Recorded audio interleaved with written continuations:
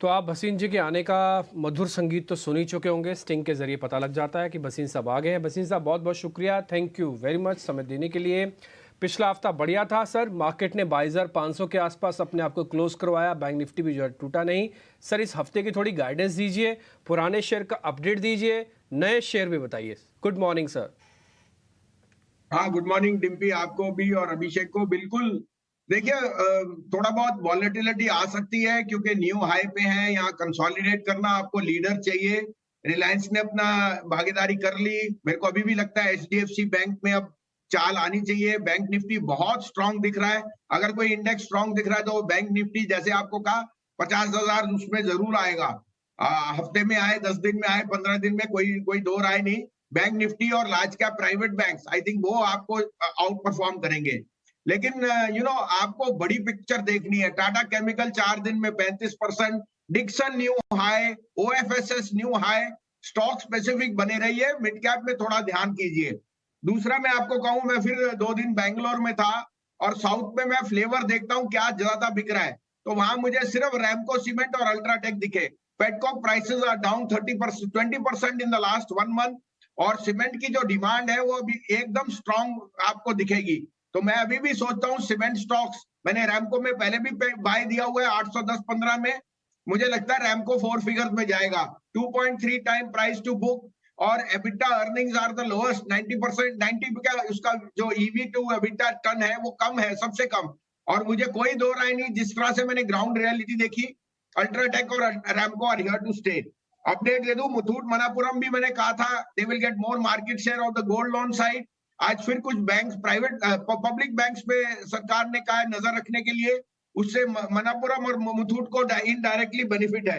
HDFC bank पे आज फिर आपके पास मेरे हिसाब से बाय रिपोर्ट आएगी, क्योंकि अब सबने अपना टारगेट जो है ना लोअर कर दिया है। जब सबका कंसेंसस लोअर है तो मार्केट ने इस शेयर को ऑलरेडी डिस्काउंट कर दिया है। उसके अलावा आपको एचडीएफसी लाइफ का था, वो मेरा टॉपिक है। और मैंने एक सेल दी थी बजाज फाइनेंस, वो भी टारगेट हिट हो गया वेडनेसडे को। आज आपके लिए अब 3 पिक्स है, इसलिए 2 बाइज और 1 सेल दे रहा हूं, ताकि मार्केट में आप हेज करके रखिए। यहाँ पे थोड़ी सी मेंटालिटी ट्रेडर की भी रखिए, बिकॉज मार्केट में रिस्क रिवॉर्ड थोड़ा अनफेवरेबल है। मैं अभी भी लार्ज कैप्स की तरफ ज्यादा रुझान रखूंगा, लेकिन being a trader is better here than an investor, because risk reward is not in your favour.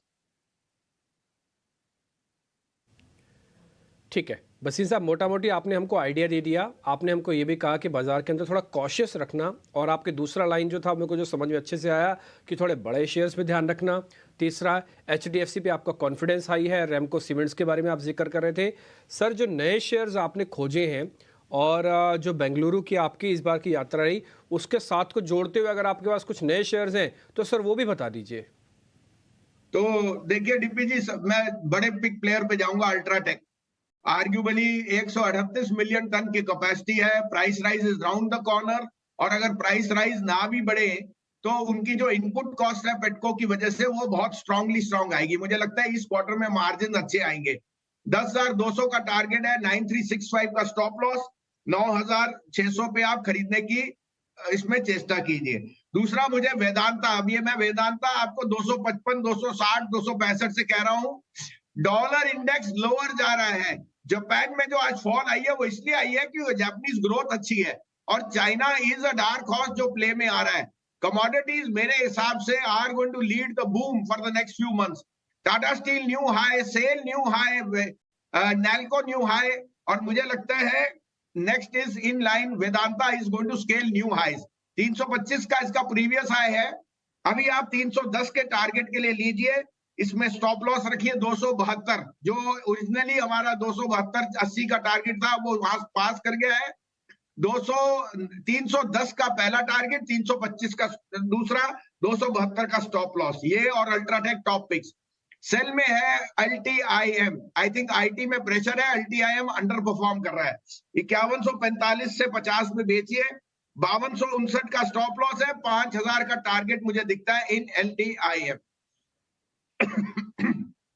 Wasim साहब बहुत शुक्रिया आपका आज समय देने के लिए। और अपडेट्स देने के लिए, मार्केट पर अपने व्यू शेयर करने के लिए और फटाफट अपने ये बेहतरीन स्टॉक्स भी हमारे दर्शकों को बताने के लिए एचडीएफसी बैंक से हम भी शुरुआत उसी से करेंगे।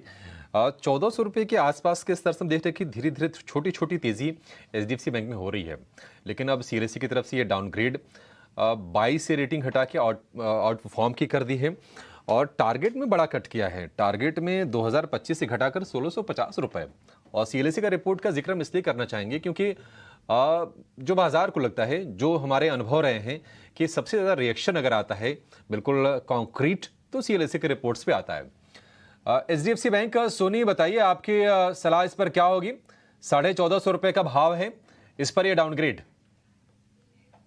आई थिंक देखिए एचडीएफसी बैंक में अगर हम चार्ट से और डेरिवेटिव डेटा से देखते जाए तो मेरे ख्याल से वो करेक्शन, वो डाउनग्रेड मूव, जो भी इम्पैक्ट हो सकता है बहुत ज्यादा नहीं लग रहा है मुझे। यहाँ पे मैक्स टू मैक्स एक 1420 तक एक डिप अगर नजर आता भी है तो वहां से बाई हो सकता है।